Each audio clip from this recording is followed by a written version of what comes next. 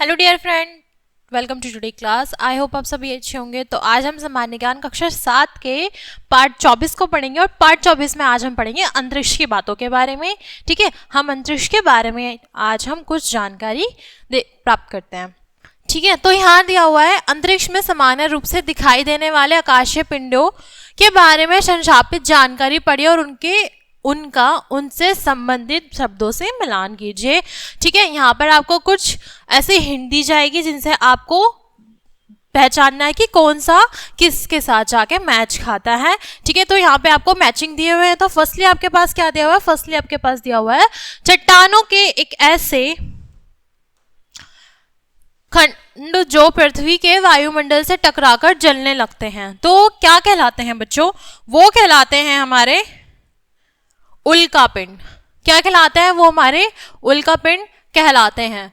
ठीक है, नेक्स्ट अगर हम बात करें, जैसे ही यह सूर्य के निकट आता है, इसमें धूल व गैस की एक सुंदर पूंछ विकसित हो जाती है। किसकी पूंछ हो जाती है विकसित बच्चों? धूल और गैस की। तो क्या होगा? ये हमारा धूमकेतु। ठीक है, क्या होगा बच्चों?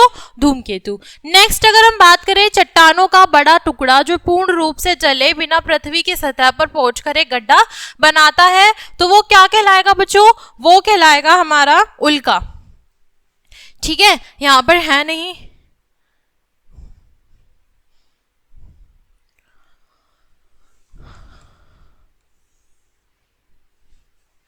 ठीक है, थर्ड वाला क्या था बच्चों हमारा? थर्ड वाला था हमारा उल्का। नेक्स्ट अगर हम बात करें,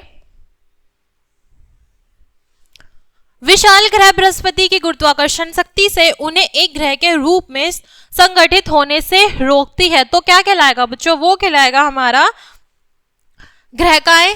ठीक है, क्या कहलाएगा बच्चों? ग्रहकाय वो हमारा कहलाता है। नेक्स्ट अगर हम बात करें, है गैस और धूल का एक विशाल गूढ़ बादल है, इसमें ही तारे और ग्रह अस्तित्व में आते हैं, तो वो क्या कहलाएगा बच्चों? वो कहलाएगा हमारा नव्युला। ठीक है, नव्युला वो हमारा कहलाता है। नेक्स्ट अगर हम बात करें, प्रकाश की चौड़ी प्रदीप तथा अनियमित पट्टी जो खगोलीय क्षेत्र के चारों ओर पूर्ण रूप से फैलती है, तो वो क्या कहलाएगी? वो कहलाएगी हमारी आकाश गंगा।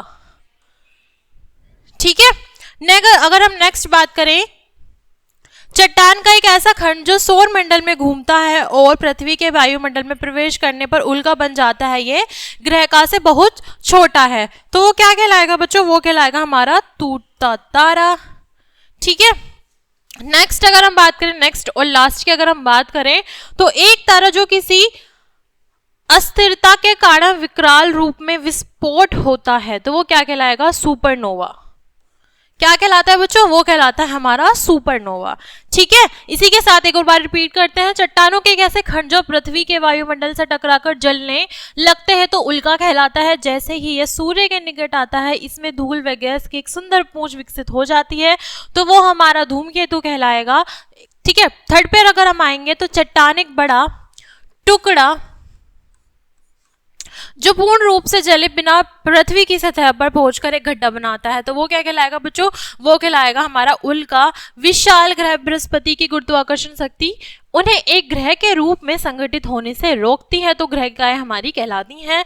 यह गैस और धूल का एक विशाल गुण बादल है, इसमें ही तारे और ग्रह अस्तित्व में आते हैं, तो वो हमारा नव्युला कहलाएगा। प्रकाश की चौड़ी प्रदीप तथा अनियमित पट्टी जो खगोलीय क्षेत्र के चारों ओर पूर्ण रूप से फैली है, तो वो क्या कहलाएगी? वो हमारी आकाशगंगा कहलाती है।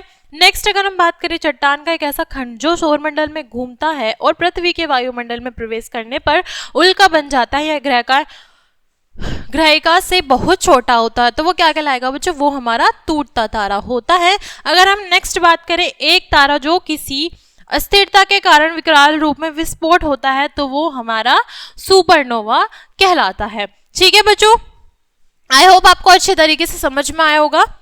नेक्स्ट यहाँ पर दिया हुआ है सूर्य का व्यास क्या है हमारा? 3,92,000 किलोमीटर है।